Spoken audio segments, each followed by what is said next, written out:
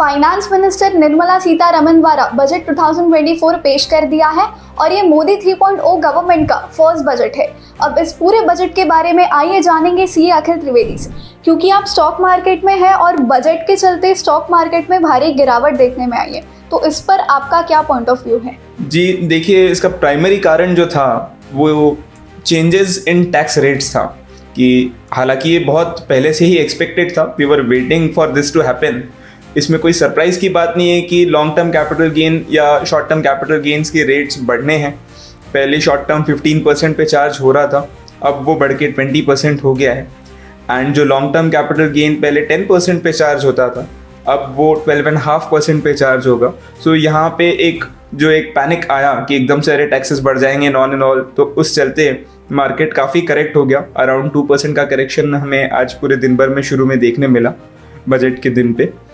And but इसमें कहीं panic होने वाली बात नहीं है। आज भी this is the lowest tax rates and बाकी इकोनॉमीज़ में भी देखते हैं तो ये टैक्स रेट्स काफ़ी अट्रैक्टिव ही लगते हैं। सो चिंता का विषय नहीं है, अभी भी आप आराम से स्टॉक मार्केट्स में निवेश कर सकते हैं। एंड बजट काफ़ी प्रॉमिसिंग ही रहा है, तो ओवरऑल इकोनॉमी के चलते सिर्फ टैक्स रेट्स कम ज़्यादा हो इस वजह से आपको स्टॉक मार्केट पे या इकोनॉमी पर से भरोसा कम हो जाए, ऐसा नहीं होना चाहिए। सो मैं हमेशा इसमें फिर से एनकरेज करूँगा कि आप लंबा इन्वेस्ट कीजिए। सबसे पहले बजट शुरुआत हुआ था एग्रीकल्चरल सब्सिडीज़ एंड उसके सपोर्ट से 1,25,000 करोड़ इस बार एलोकेट किए हुए हैं towards agriculture. Apart from that ये गवर्नमेंट हमेशा से ही इंफ्रास्ट्रक्चर पे फोकस करते हुए आई है। So again the second spending is towards infrastructure and इस बार बहुत ज़्यादा ध्यान फिर से रखा गया है towards the development of tourism. So apart from regular defence and railways, ये तीन हमेशा से प्राइम फोकस एरियाज रहे हैं एंड वही चीज़ हमें आज फिर से देखने मिली है। कुछ फ्रीबीज स्कीम्स जो हम हमेशा से देखते हैं लाइक आवास योजना, गरीब कल्याण योजना, उनका अगेन फिर से ध्यान रखा गया है एंड उसके बेसिक लिमिट्स बढ़ाए गए हैं। अपार्ट फ्रॉम दैट बहुत सारी चीज़ें वो इंटरिम बजट में डिस्क्लोज कर चुके थे, उसी को ही आगे कंटिन्यू किया है एंड उसके एग्जीक्यूशन प्लान के बारे में बात की हुई है। देखने वाली चीज़ इस बार ये बदली क्योंकि इस बार थोड़ा सा फ्रैक्चर्ड मैंडेट के साथ बीजेपी गवर्नमेंट आई है। सो कुछ ध्यान अपने अलाइज का भी रखना पड़ा एंड उससे हमने देखा कि major allocation towards the state जो था वो उन स्टेट्स की तरफ भी गया जहाँ पे उनके अलाइज थे। Like we have seen major allocation of 15,000 crore towards the development of Bihar. उसके नालंदा यूनिवर्सिटी से लेके बोध गया तक बहुत सारी चीज़ों का ध्यान वहाँ रखा गया and even towards Andhra Pradesh. सो दोनों स्टेट्स पे फोकस था ही था, बट ऐसा नहीं था कि सिर्फ यही दो स्टेट्स पे फोकस रहा है। They have covered the complete Purvanchal part, including the states of Orissa, West Bengal, Jharkhand, Chhattisgarh and साथ ही साथ नॉर्थ ईस्ट में भी उन्होंने बैंकिंग डेवलपमेंट के ऊपर काफ़ी सारी चीज़ें बढ़ाने का वादा किया है, अप टू अराउंड 100 ब्रांचेस और सो। इसके साथ एक फ्रैक्चर्ड मैंडेट का असर ये भी आया क्योंकि यूथ वोटिंग लास्ट हमने कम देखी, थोड़ी सी डिस्ट्रेस में देखी एंड उनका सबसे बड़ा कंसर्न पॉइंट था टुवर्ड्स अनएम्प्लॉयमेंट।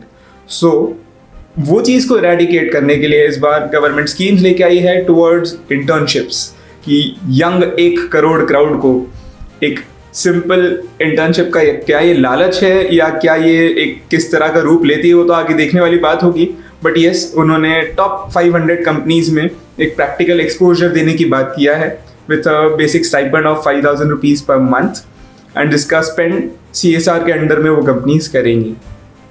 इस बजट में मिडिल क्लास लोगों के लिए क्या क्या पॉइंट्स ऐड ऑन किए गए हैं and as a point of view of CA business and taxation में भी क्या क्या बदलाव आए हैं, प्लीज बताइए। गवर्नमेंट इस बार फिर से not just the extra rich और एक्स्ट्रा पुअर पे फोकस करते हुए मिडिल क्लास पे भी ध्यान रख रही है। सबसे पहली चीज़ हमें जो टैक्सेशन में बदलाव देखने मिला है that is with regards to a standard deduction कि पहले जो एक 50,000 रुपये हुआ करता था फॉर सैलरी, अब वो बढ़ के 75,000 रुपये कर दिया है। एंड पेंशनियर्स के लिए भी ध्यान रखा गया है कि 15,000 से उनकी लिमिट बढ़ा के 25,000 तक की एग्जेम्पशन लिमिट पे बात की गई है। अपार्ट फ्रॉम दैट जो टैक्स रिजीम है उसमें भी एक छोटा सा बदलाव आया है। न्यू टैक्स रिजीम में देन 3 से 7 लाख तक के वो 5% पे किया गया है, देन 7 से 10 लाख पे वो 10%, 10 से 12 लाख में वो 15% पे आए हैं 12 से 15 लाख रुपए पे वो 20% टैक्स एंड 15 लाख के ऊपर में 30% टैक्स रेट पे आए हैं। गवर्नमेंट के हिसाब से ये रेजीम ओल्ड टैक्स रेजीम से काफ़ी बेनिफिशियल रहेगा एंड खास करके इसमें जो लोअर इनकम ग्रुप्स है, जो 15 लाख के नीचे वाले ग्रुप्स है, उनके लिए वो काफ़ी ज़्यादा टैक्स सेविंग ऑप्शन रहेगा। सो वो एक चीज़ किस तरह से आती है वो देखने की रहेगी।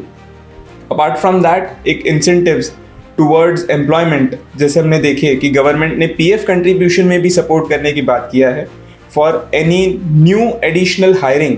जो टॉप 500 कंपनीज है, अगर वो एडिशनली किसी को एम्प्लॉय करती है, वो उनके केस और उनकी जो सैलरी अगर 1 लाख रुपए से कम तक की रहती है, तो उस केस में गवर्नमेंट पीएफ के तौर पे 3,000 रुपये का सपोर्ट भी प्रोवाइड करेगी, जो कि एक एम्प्लॉयर कंट्रीब्यूशन का ही पार्ट माना जाएगा। सो काफ़ी सारी नई चीज़ें उसमें भी देखने मिली है। एक जो खास चीज़ देखने वाली है वो ये है कि हमने देखा है कि आज तक बैंक्स को एक प्रेशर रहता है कि लोन बहुत संभाल के देना है एंड जो थोड़े से कंडीशन स्ट्रेस कंडीशन में है या एनपीएज है, उनको लोन नहीं देना है। बट इस बार वो एक चीज़ बहुत नई देखने मिली कि गवर्नमेंट चाहती है कि धंधे बंद ना हो जाए, the businesses should not stop, क्योंकि वो एक बहुत मुश्किल चीज़ है कि उन्हें वापस रिवाइव करना। तो ऐसे केस में गवर्नमेंट चाहती है कि जो स्ट्रेस्ड कंडीशन में भी कंपनीज रहे, उस केस में भी बैंक्स उन्हें हेल्प करें ताकि वो एनपीएज ना हो जाए एंड वो इकोनॉमी को और बूस्टअप करते रहे। सो ये बहुत सारी चीज़ें नई देखने मिली।